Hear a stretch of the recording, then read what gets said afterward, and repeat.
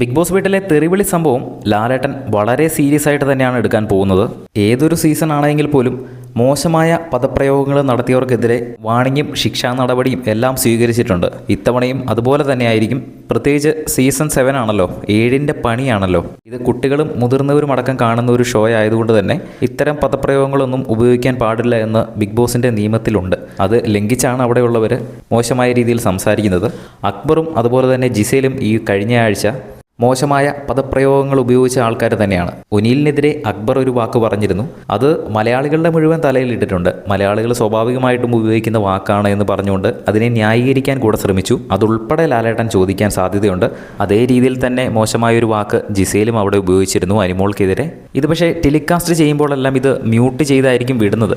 എങ്കിൽ പോലും ഇതിനൊരു വാണിങ്ങോ അല്ലെങ്കിൽ ഒരു ശിക്ഷാ നടപടിയോ എടുത്തില്ല എന്നുണ്ടെങ്കിൽ വീണ്ടും ഇത് അവിടെ തന്നെ ആവർത്തിച്ചേക്കാം. ആ വീട്ടിൽ നിൽക്കണമെങ്കിൽ ആ വീട്ടിലെ നിയമങ്ങൾക്കനുസരിച്ച് നിൽക്കാൻ പറ്റുകയുള്ളൂ. ആ നിയമങ്ങൾക്കെതിരാണ് ഇവർ ഈ പറഞ്ഞ വാക്കുകളെല്ലാം. അതുകൊണ്ട് തന്നെ ഇതിനൊരു വാണിങ്ങോ അല്ലെങ്കിൽ ഒരു ചെറിയൊരു ശിക്ഷ എന്ന രീതിയിലോ എന്തെങ്കിലുമൊക്കെ ഒരു നടപടി സ്വീകരിക്കുന്നതായിരിക്കും എന്ന് പ്രതീക്ഷിക്കാം. ബിഗ് ബോസിൻ്റെ കൂടുതൽ അപ്ഡേറ്റ്സിനായിട്ട് ചാനൽ സബ്സ്ക്രൈബ് ചെയ്യുക.